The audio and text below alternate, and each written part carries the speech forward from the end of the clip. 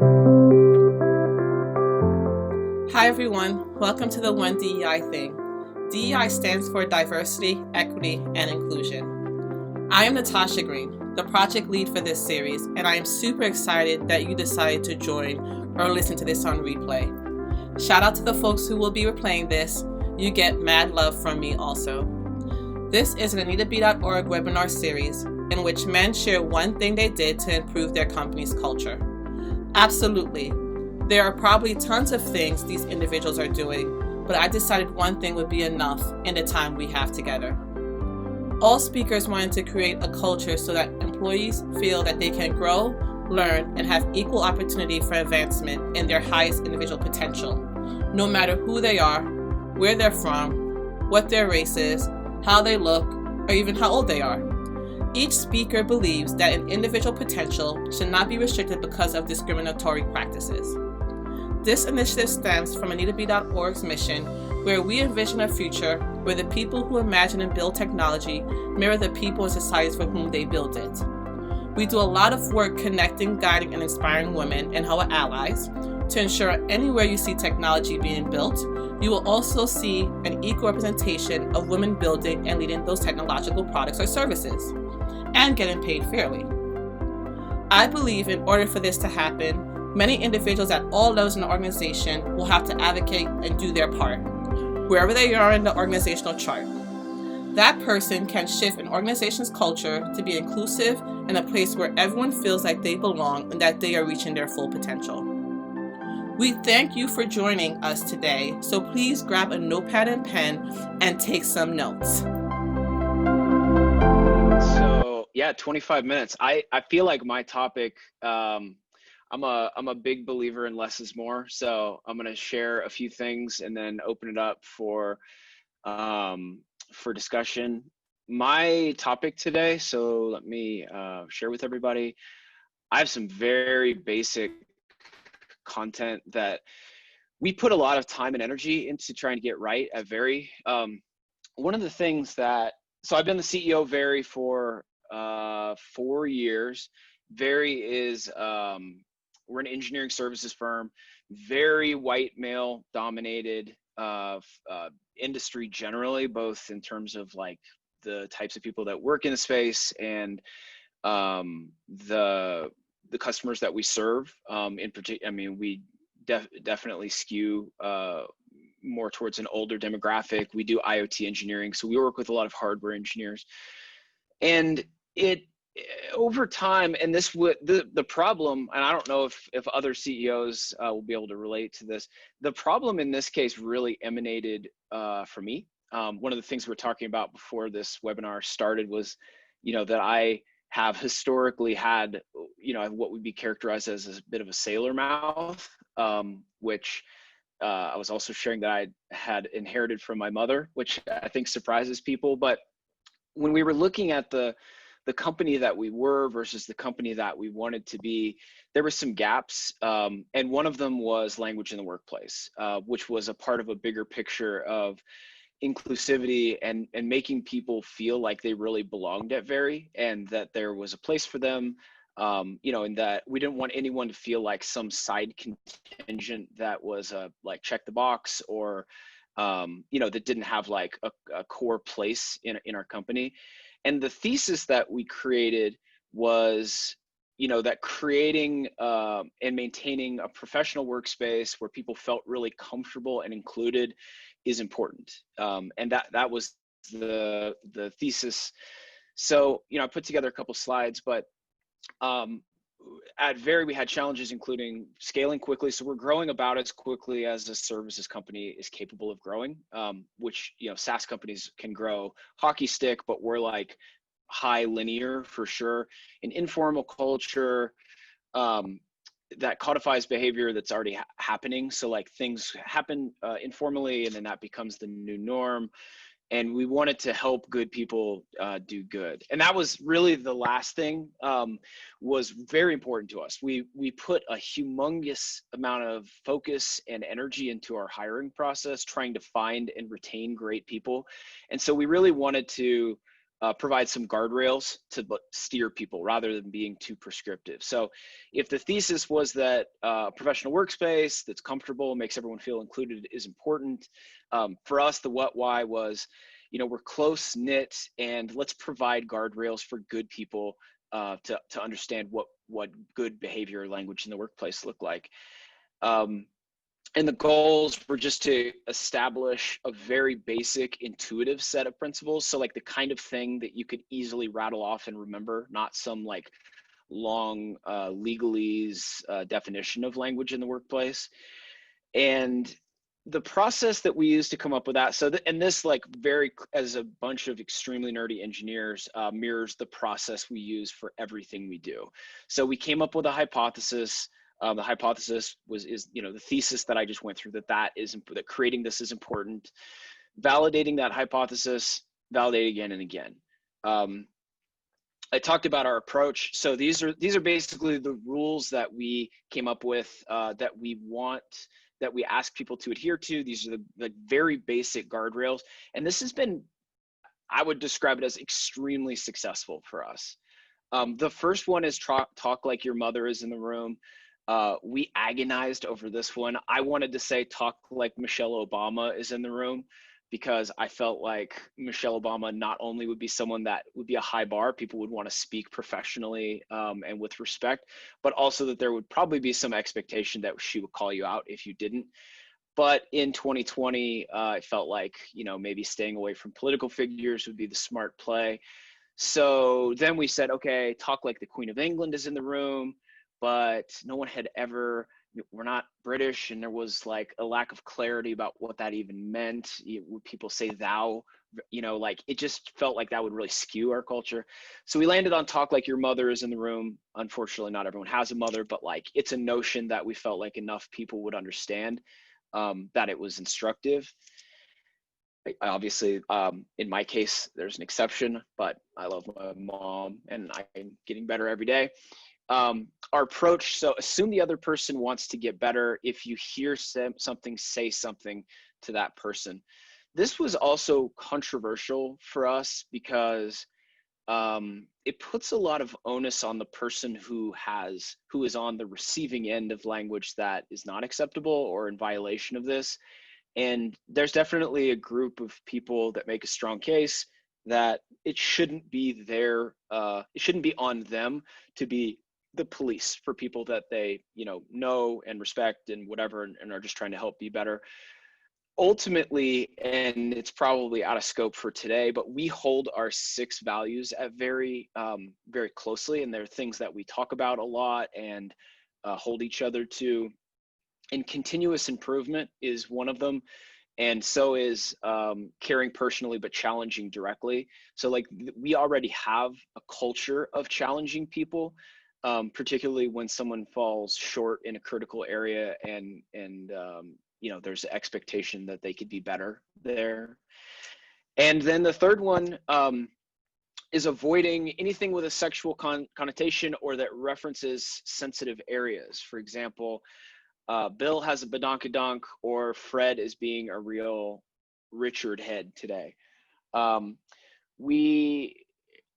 There was a couple of tricky pieces of this, and then like a lot that just isn't. So this captures most of the spirit of the topics that make for like uncomfortable workplace feelings occasionally, is that like a conversation will skirt the edges of a topic that involves this, and one or more parties feels really uncomfortable.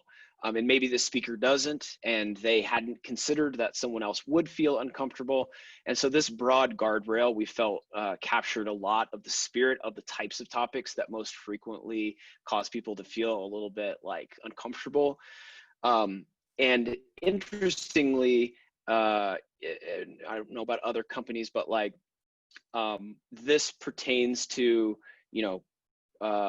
same-sex references. So like a straight male referencing another straight male, for example, like just leaving the entire topic off and finding other sources for humor or whatever. And almost all of this, the vast majority of stems from great people, with best intentions that just have different guardrails, or like maybe weren't thinking. Conferences have been a source of particular friction for us because there's long days, blurred lines. Frequently there's alcohol involved.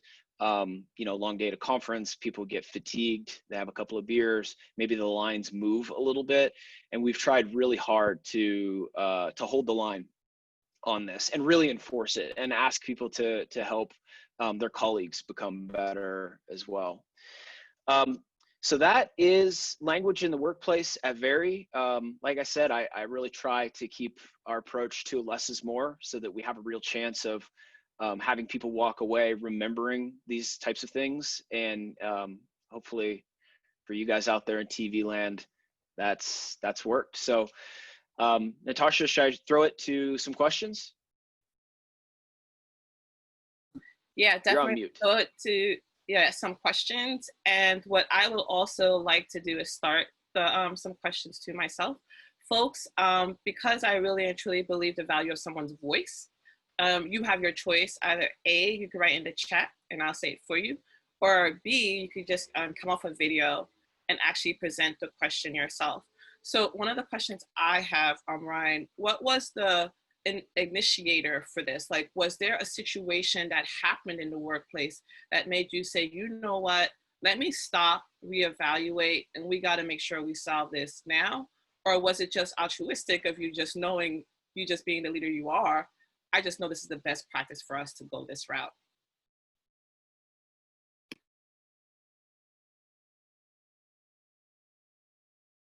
You're on mute.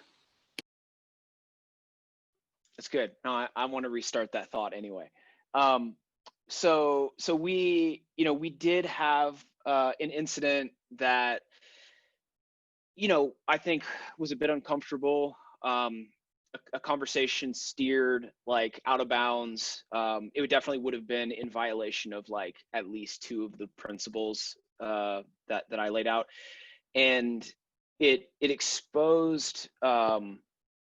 I think that we had not really thought about this, and that we were expecting like good people to behave like good people, and interestingly, the party that was I'll call them the offending party, the party that was the speaker party, was very surprised to learn that they had been offensive. As a third party observer who was there, I'll tell you that it definitely was. As the person listening, I was, there was a bit of a cringe, but that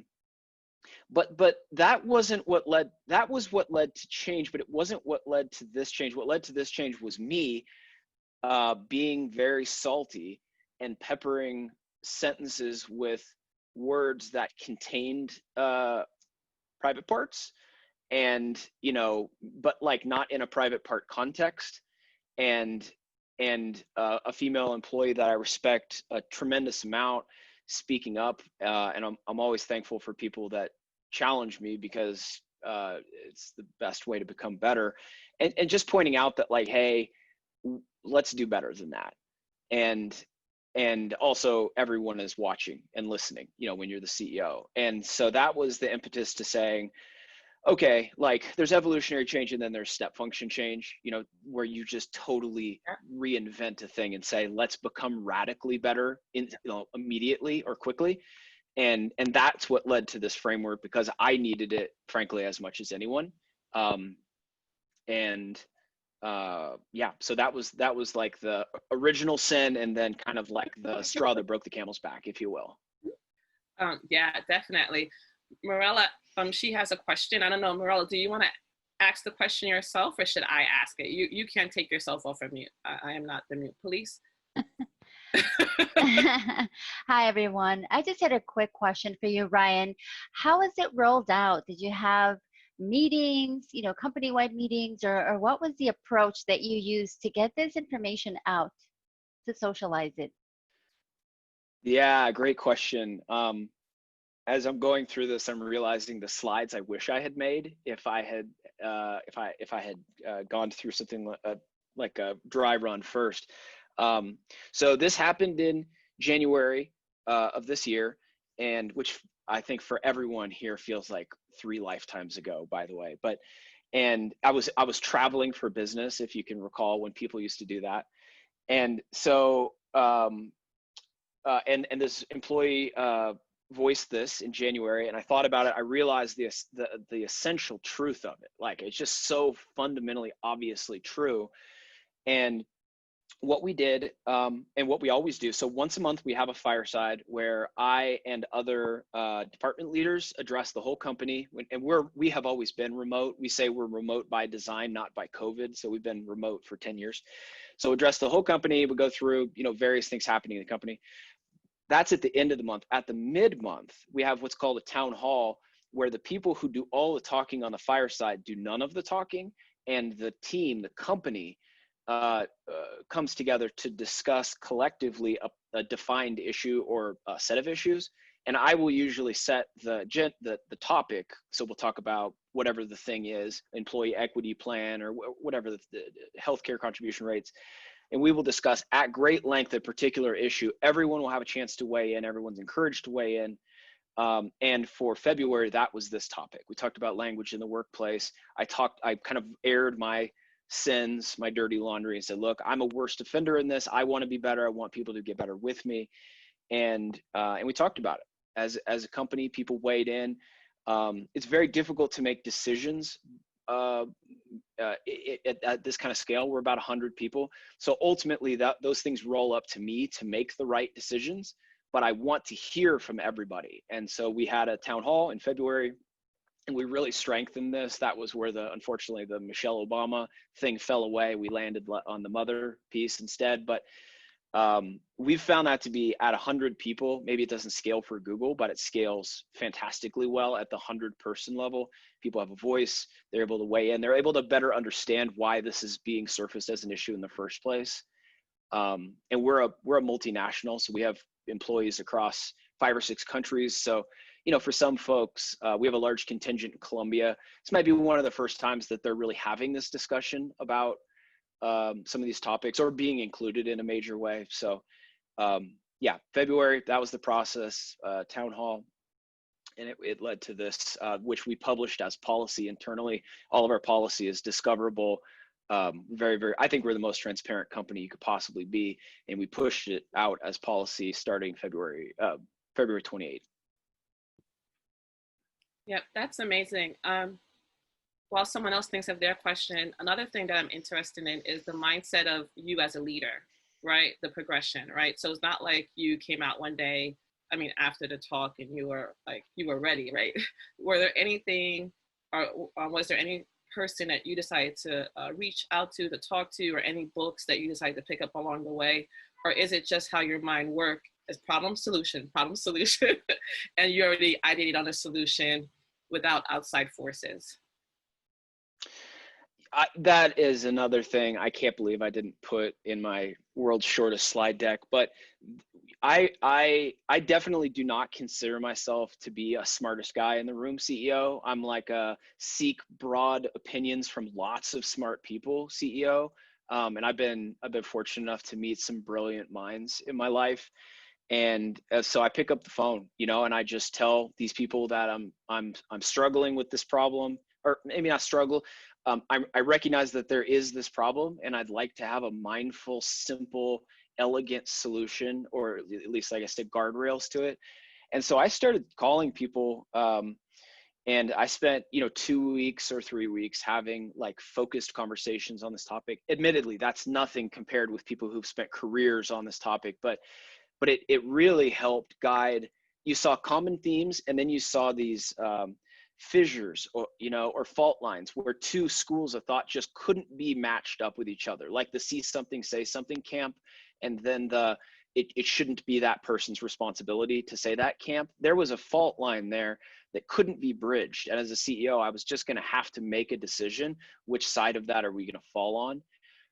And you have enough of these conversations with enough brilliant minds, and you start to see common suggestions, and then Coke versus Pepsi fault lines on other elements. Absolutely. And I liked how you said, you had to make a decision, because sometimes if you don't, people think you're wobbly. and that's not a strategic way of leading anyway, if you can't decide on something, right? Even as a touchy topic as this. Michelle, she has a question.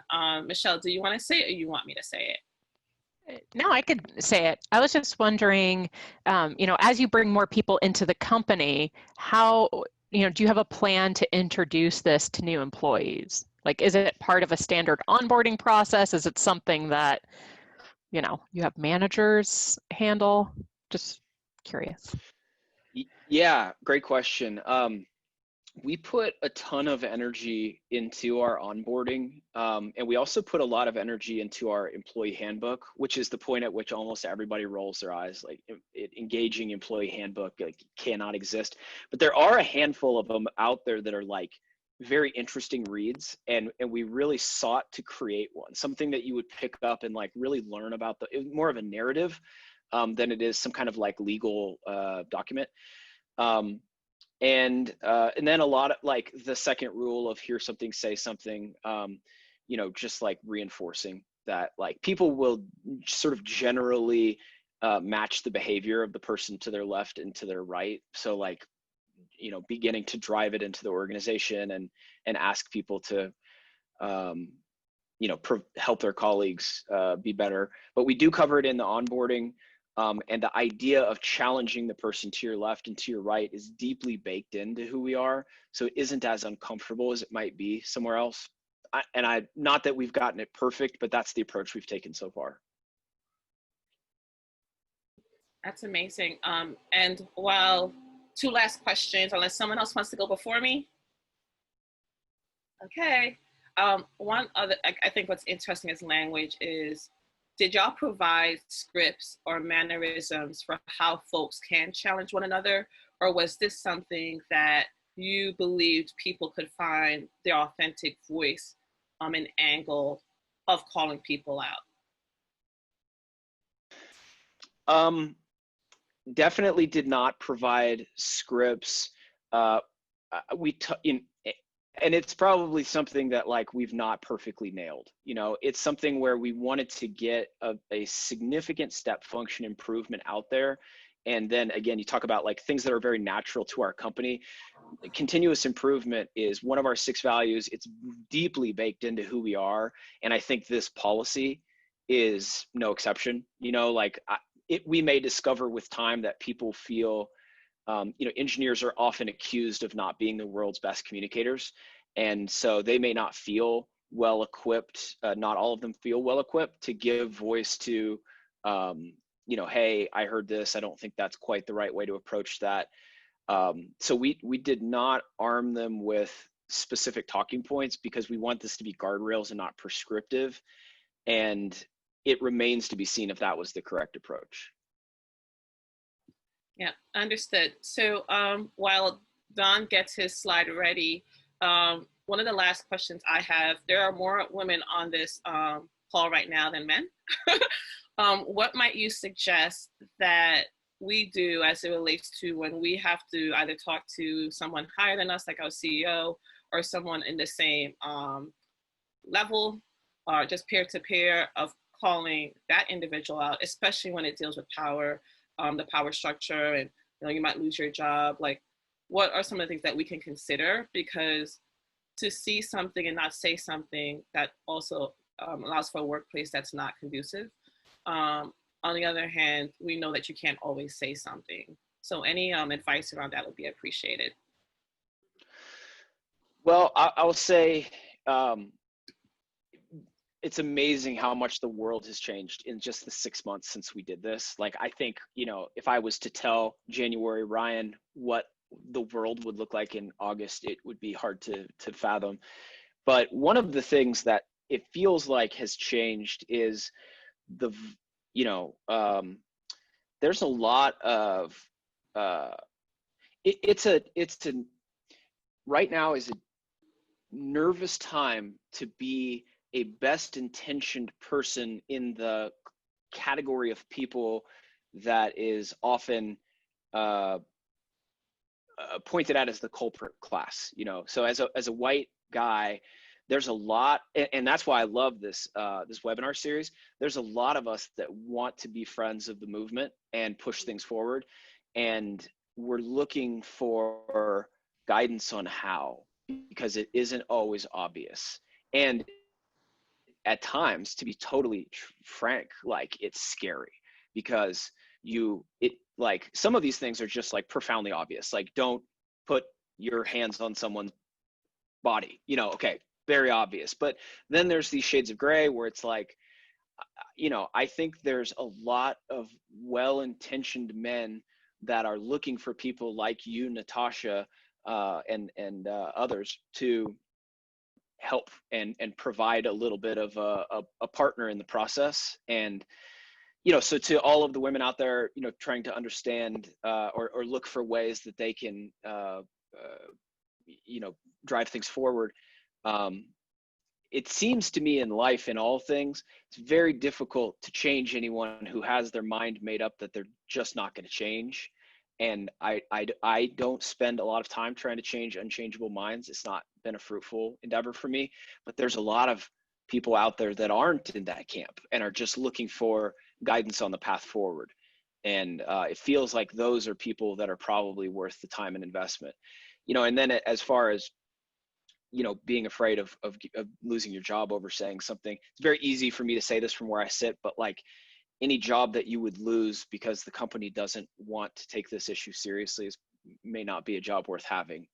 But again, I understand 11% unemployment. That's easy for me to say, but I'm very passionate about this topic. I'm proud to think that I'm potentially getting better, and thankful to you, Natasha, for providing the forum to talk about it. Oh, you're welcome. You're not a stranger no longer, and you did a great job, believe it or not, because not many people will take the time to be so authentic. It's hard. It's hard, but I'm glad you came. All right, give some +1s or thank yous to Ryan. Ryan, they can find you on Twitter. Is that correct? And we could be in touch. No, I'm not on Twitter, but I'm rprosser26 on LinkedIn, and you can always email me, Ryan@verypossible.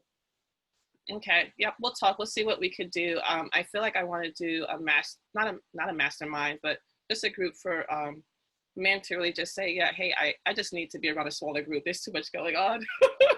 Just tell me the honest truth and let's figure this out. So I'll see what I could do. Like I said, this is my passion project, but I do appreciate you being here for us. Thank you. You're welcome. All righty.